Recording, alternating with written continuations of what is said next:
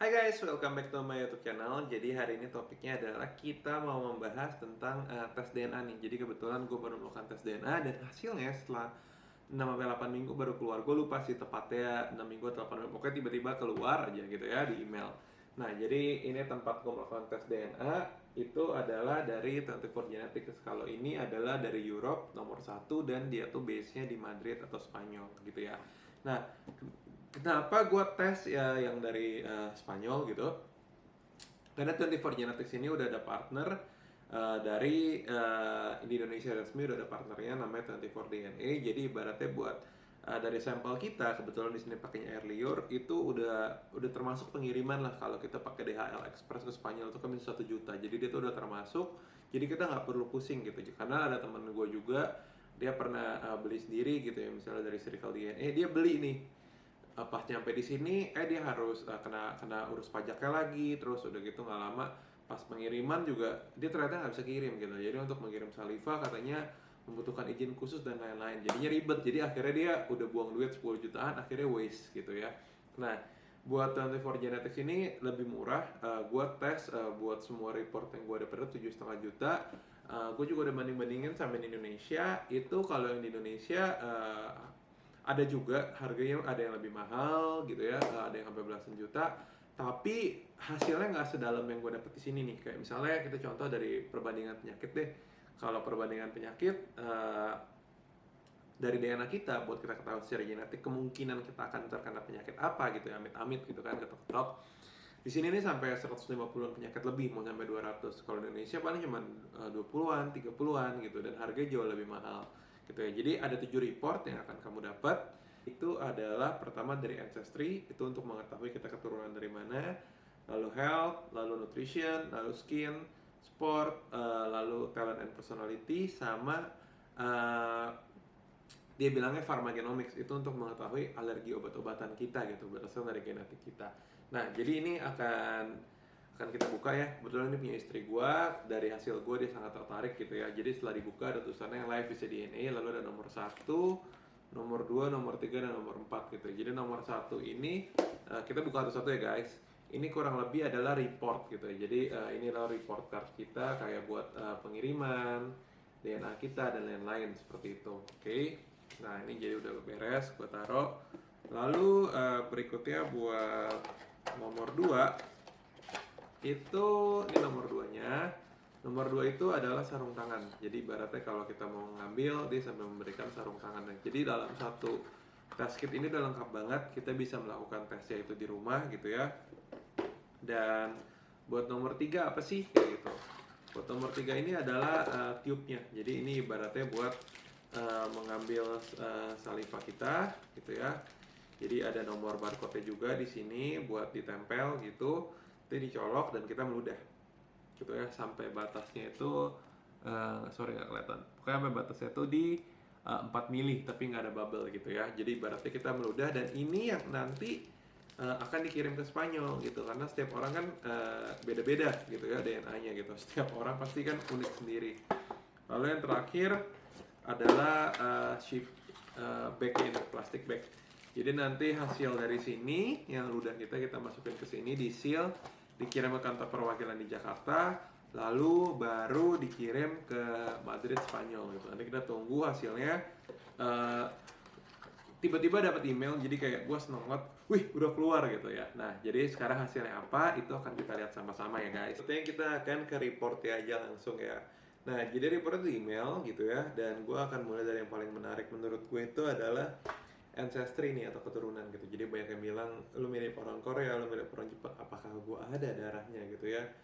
Jadi dari data secara country itu gue 100% Asia of course gitu ya. Dan ternyata gue 99,5% itu dari China gitu ya, 0,4% Jepang, 0,1% itu Laos gitu. Nah, tapi dari regional datanya gue 41,3% itu dari Hunan, nama daerah regional di China-nya. Lalu yang paling besar berikutnya adalah 23,9% itu dari Guangdong gitu ya. Dan ini gue konfirmasi ke bokap gue juga, gue sempet chat dia apakah hasil DNA ini akurat, dan dia bilang benar. Jadi emang gue itu dari Guangdong, dan bahkan buyut gue masih ada rumah di sana gitu ya. Jadi buyut gue itu bisa dibilang adalah papa mama dan neneknya nenek gue gitu, atau kakeknya kakek gue gitu ya.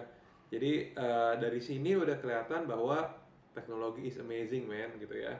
Lalu berikutnya adalah ke health report, dan ini paling panjang, ini mencapai 200-an halaman gitu ya.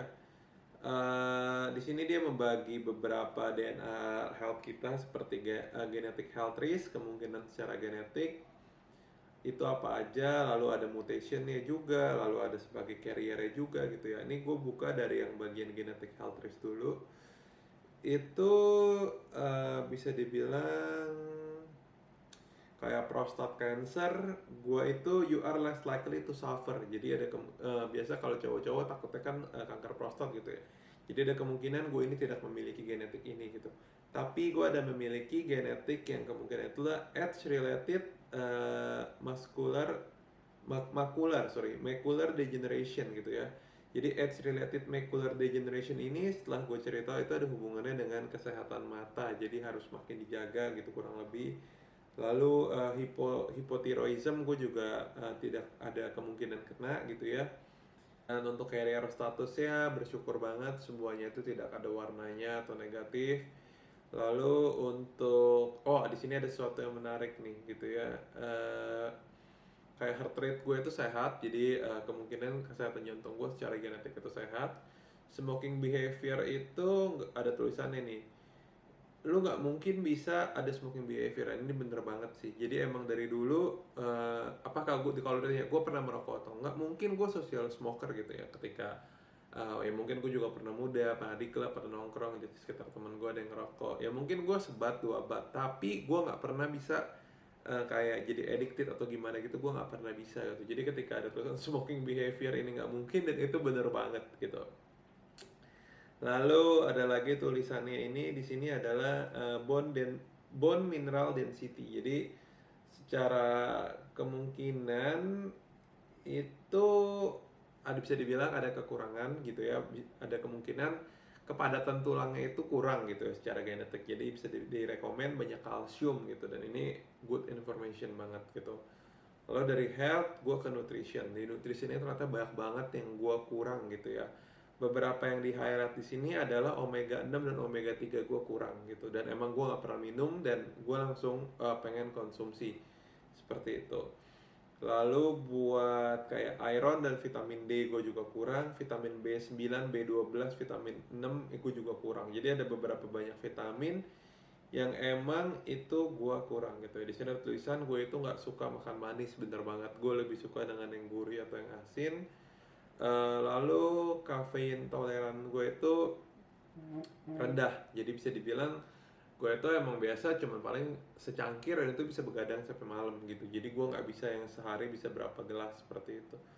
Lalu ada tulisannya gue ini susah kenyang, ini lumayan benar gitu ya. Lalu di sini omega 6 sama omega 3 gue kurang, ini wajib banget untuk gue konsumsi. Dan difficulty of losing weight itu gue di normal. Jadi buat kesulitan menurunkan berat badan gue di normal, nggak terlalu susah. Lalu ada informasi-informasi lainnya yang menarik gitu ya. Gue sekarang pindah ke sports. Nah ini di sports nih yang paling gue tunggu ya. Oke, jadi buat di sports ternyata sebentar gue baca. Ternyata strength gue ini relatif low gitu ya. Strength power gue itu rendah, mungkin karena gue itu ectomorph ya. Jadi strength gue itu rendah, nggak gitu kuat gitu. Aerobic capacity normal. Respond to strength training. Jadi you are more likely to increase muscle mass and reduce fat through resistance training. Jadi gue itu strength sama resistance training itu penting banget, karena itu sangat ngebantu gue buat ngebuang lemak barengan. Dan itu bener sih, gue tuh tipe yang kalau cardio itu jarang, tapi kalau gue main beban gue tuh lebih cepet lean kayak gitu.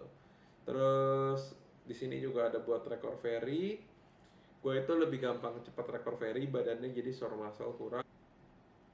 Dan ini yang paling bener nih, muscle respond to resistance training gitu ya. Jadi masa otot gue itu nggak bisa berkembang dengan resistance training. Bukan nggak bisa berkembang sih, tapi sulit berkembang gitu. Ini bener banget.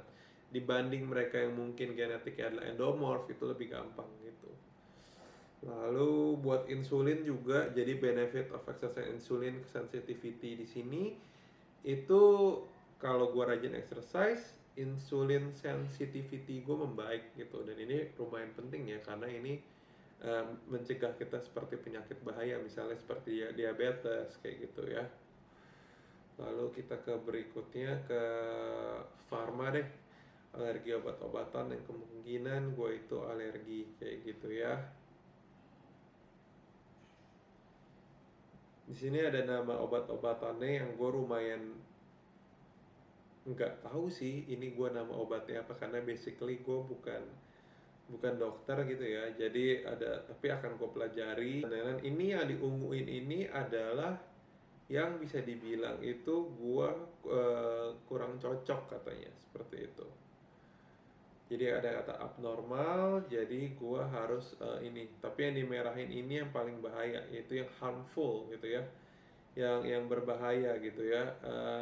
Jadi yang harmful ini yang gue perlu hati-hati, bisa dibilang seperti itu.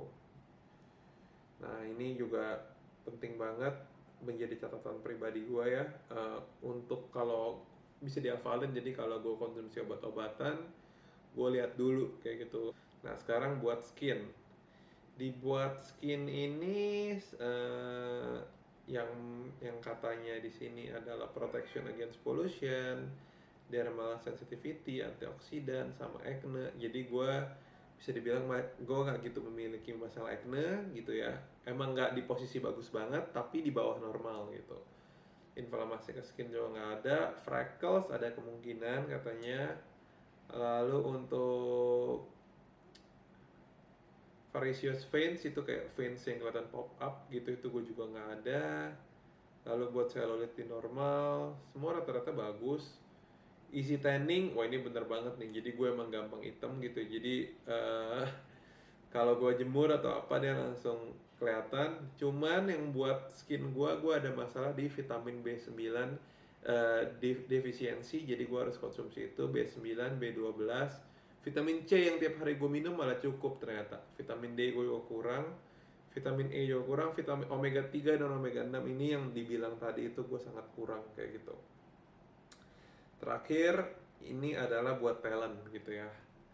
Jadi buat talent di sini impulsif. Jadi gue ada kemungkinan buat impulsif, ini bener banget. Jadi kalau gue mau sesuatu gue langsung mau di at that time gitu ya. Terus buat alkohol, katanya gua ini buat alkohol itu kurang bagus gitu ya. Jadi ibaratnya gua tuh rendah banget dengan alkohol, dan itu bener. Gue minum dikit muka gua langsung merah kayak gitu.